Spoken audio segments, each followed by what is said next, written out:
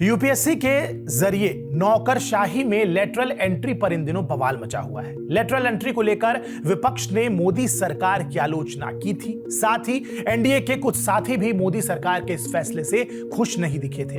अब केंद्र ने इस फैसले को वापस ले लिया है। इससे पहले यूपीएससी ने एक विज्ञापन दिया था जिसमें जॉइंट सेक्रेटरी से लेकर डायरेक्टर पद तक के लिए आवेदन मांगे गए थे।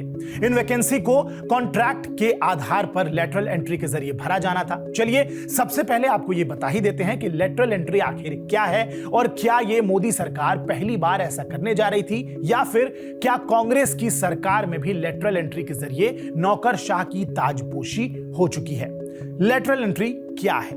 जिस लेटरल एंट्री पर इतना विवाद छिड़ा हुआ है आखिर वो क्या है? पहले तो यह समझ लीजिए, लेटरल एंट्री के जरिए प्राइवेट क्षेत्र के एक्सपर्ट्स की केंद्र सरकार के मंत्रालयों में सीधी भर्ती की जाती है। ये भर्तियां जॉइंट सेक्रेटरी, डायरेक्टर और डिप्टी सेक्रेटरी के पदों पर की जाती हैं। निजी क्षेत्र में काम करने वाले 15 साल के एक्सपीरियंस वालों की भर्ती अफसरशाही में लेटरल एंट्री के जरिए ही की जाती है। शामिल होने वालों की उम्र 45 साल होनी चाहिए। इसके पास किसी भी मान्यता प्राप्त यूनिवर्सिटी या इंस्टीट्यूट से कम ग्रेजुएशन की डिग्री तो होनी चाहिए। लेटरल एंट्री के जरिए भर्ती करने वालों में शैक्षणिक निकायों और विश्वविद्यालयों में काम करने वाले लोग शामिल नहीं हैं। लेटरल एंट्री पर विपक्ष एक सुर में सरकार के खिलाफ खड़ा है। राहुल गांधी ने लेटरल एंट्री के जरिए लोक सेवकों की भर्ती के सरकार के इस कदम को राष्ट्र विरोधी कह दिया। उनका कहना है कि इससे अनुसूचित जाति, अनुसूचित जनजाति और अन्य पिछड़े वर्ग का आरक्षण खुलेआम छीना जा रहा है। राहुल गांधी ने कहा कि शीर्ष नौकरशाह समेत देश के सभी शीर्ष पदों पर वंचितों का प्रतिनिधित्व नहीं है, उसे सुधार उसमें नहीं किया जा रहा है, बल्कि लेटरल एंट्री के जरिए उन्हें शीर्ष पदों से और दूर किया जा रहा है। इसके साथ ही उन्होंने इसे यूपीएससी की तैयारी कर रहे युवाओं के हक पर डाका करार भी दे दिया। राहुल गांधी के साथ अखिलेश और मायावती भी साथ आ गए हैं। एनडीए को झटका तब लगा जब सहयोगी दल भी इस फैसले से खुश नहीं दिखे।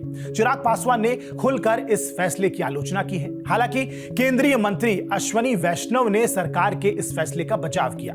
उन्होंने कहा कि कांग्रेस का विरोध पाखंड के अलावा कुछ नहीं है, क्योंकि इसकी अवधारणा यूपीए सरकार के समय ही तैयार हो गई थी।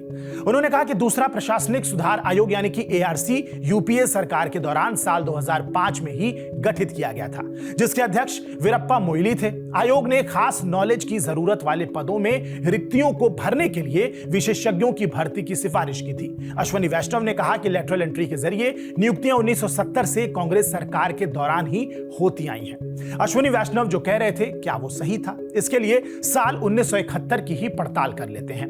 1971 में मनमोहन सिंह लेटरल एंट्री के जरिए ही विदेश व्यापार मंत्रालय में सलाहकार के रूप में सरकार में शामिल हुए। उसके बाद उनको वित्त मंत्री बनाया गया और फिर वो देश के प्रधानमंत्री भी आगे चल के बन जाते हैं।